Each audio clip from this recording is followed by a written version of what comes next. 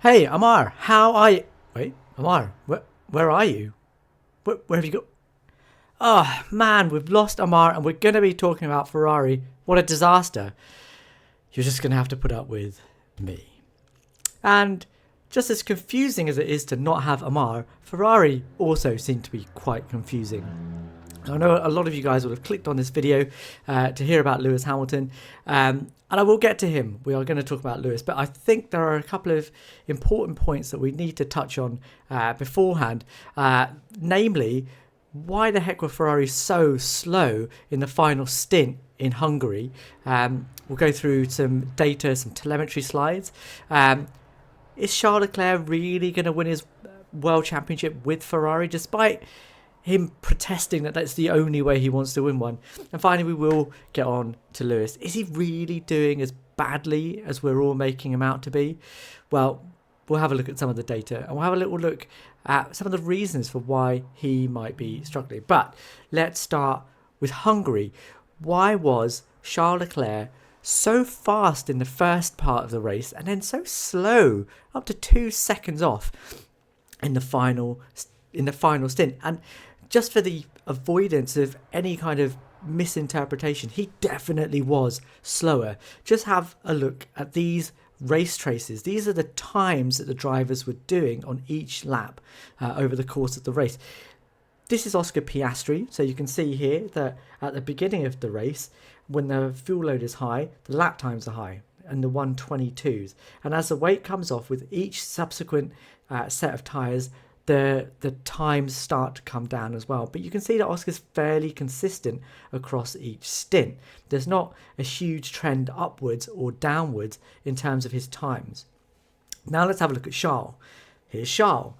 Different, isn't it? So Charles starts off quicker.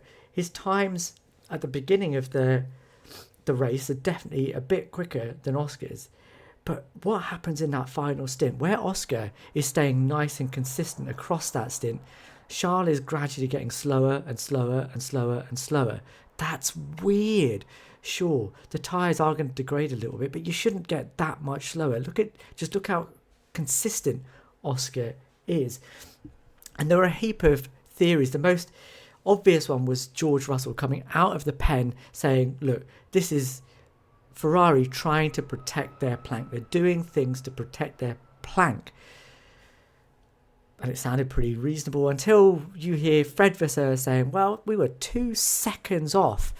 And then Gary Anderson writes in the Telegraph, George Russell's theory is crazy. It can't be true.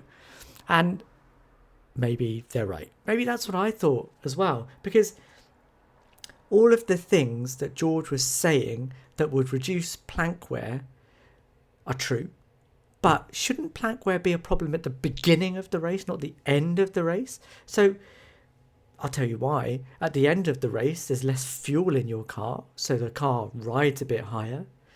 Your tyres are running on a rubbered in track. They're brand new hard, so they wear down slower. So the gauge in them, the amount of tread in them is a bit higher. That lifts the car off the ground as well, right? So surely those things should stop the car being pressed down into the road, being closer to the road, and therefore causing more plank wear. Well, it turns out that's not really true, because what's more important than the weight of the car is the speed of the car and the downforce that's applied to it.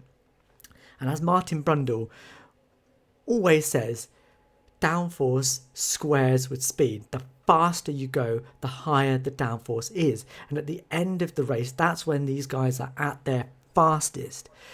And therefore, the car is pushed down much harder later in the race by downforce, pushing the car right up against the track and scraping away that plank. And that is what Ferrari were trying to mitigate against. Well, if you're going to mitigate for the high speed downforce that you get at the end of the race, you have to know where that speed is. So where is the car fastest? Well, the car is always going to be fastest at the end of a straight. And that's when the car is really pushed down against the track. So I just want to show you a couple of laps from Oscar Piastri just as a comparison for this, right? So these are 2 laps from Oscar's race.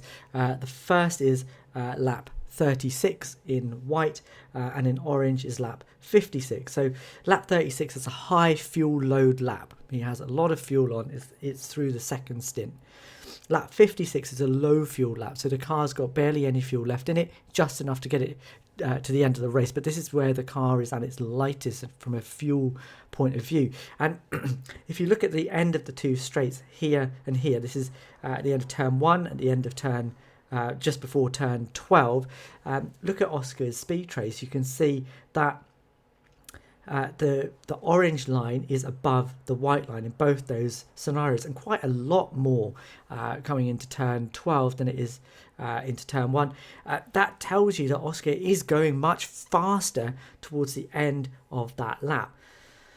But if we look at Charles' laps, I've taken 2 random laps from his race. So lap 26 at high fuel load in red, and lap 56, which is a low fuel load lap, in white. You can see that that's not really what happens. Where Oscar's low fuel load lap was faster at the end of the straights, look at turn 1 and look at turn 12. In Charles' case, actually, the high fuel load lap was ever so slightly quicker. He was quicker on high fuel load at the end of the straights than he was on low fuel load. That doesn't make sense. There's more downforce under low fuel. There's less weight under low fuel. They should be going faster at the end of the straights, but that isn't happening. And this is why the theory that George Russell has put forward makes more and more sense. Because what do you do to try and both lift your car up off the track so the plank isn't being rubbed away, and also reduce downforce at the end of the straight? You do it by reducing speed. If you reduce speed, you reduce downforce.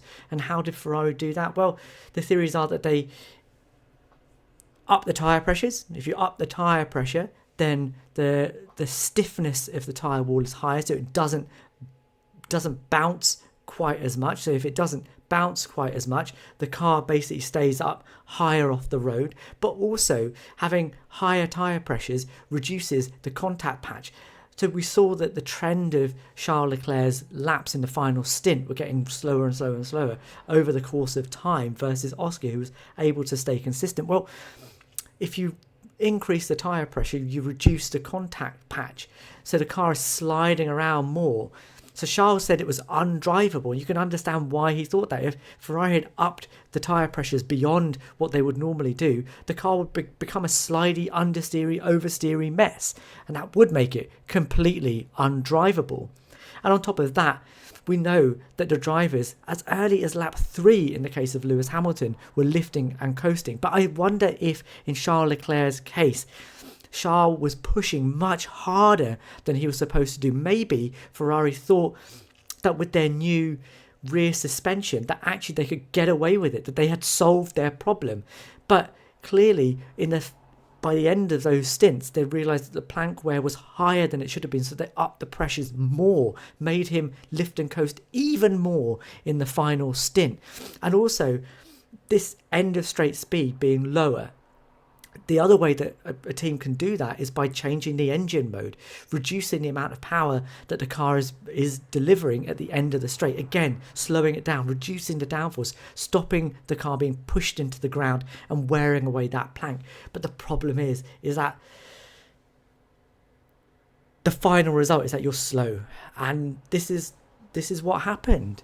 This is the best theory, and it seems to fit the problem. It's more than conceivable that it wasn't just a snap in the chassis that suddenly made him slow. It's a compound effect of having to lift and coast through that last stint more than he had in the first 2 stints. Higher tyre pressures making the car slide around more. Having an engine mode that is switched down at the end of straights, and you can see how dramatic that effect was in terms of his end of straight speed in a stint where he should have been much, much faster at the end of straights. So that's the how and the why, but it's all a bit depressing, really, isn't it?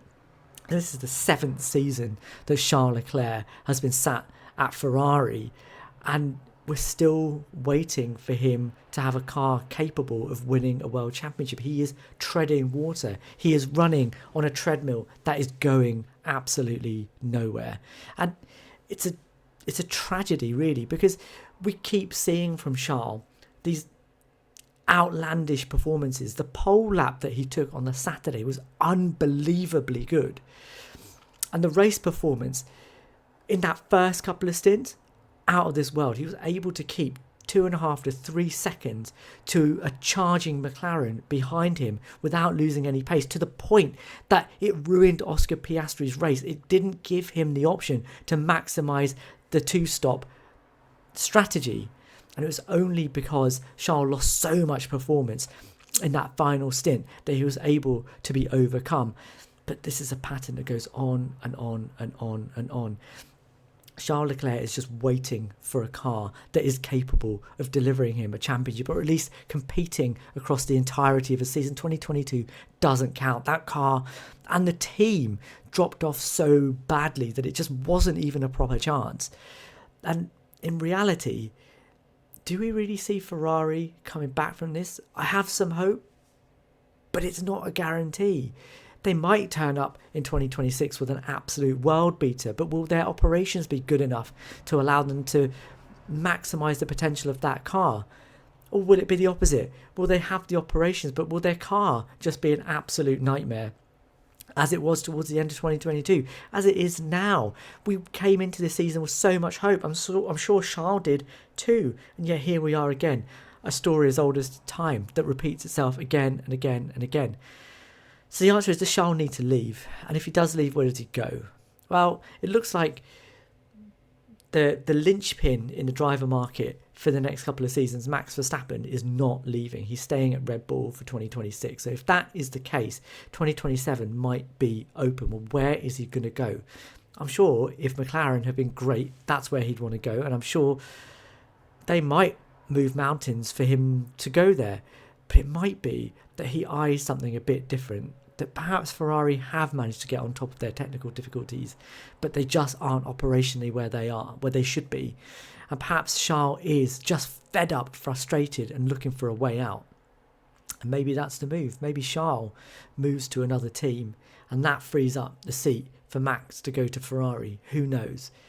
But from a Charles point of view, it needs to happen, because I don't see, after 7 seasons of toil, showing how good he is, beating teammate after teammate, how he can continue to have faith in Ferrari. That has to have a limit. Final point, the bit that you've been waiting for, is Lewis Hamilton really doing as badly as it looks from the outside, as bad as he thinks? So he came out of Hungary, both during qualifying and ramping up on it, doubling down on it after the race. I'm useless, he says. They should get another driver in the car.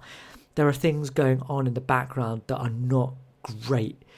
Is this a driver that's just had enough, demotivated, finished, just not enjoying life? Well, he says that he still enjoys racing, so maybe there is some stuff still left in the tank. But objectively, is this really as bad as Lewis is talking about?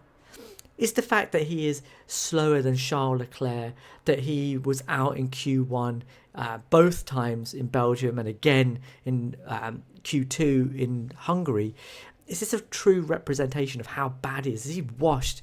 Is it the age? Is it just that he needed a fast car in the first place? Like, he can't do it without that? Well, maybe. But I think there are some mitigating factors that we need to take into account before we start to say that those are the reasons.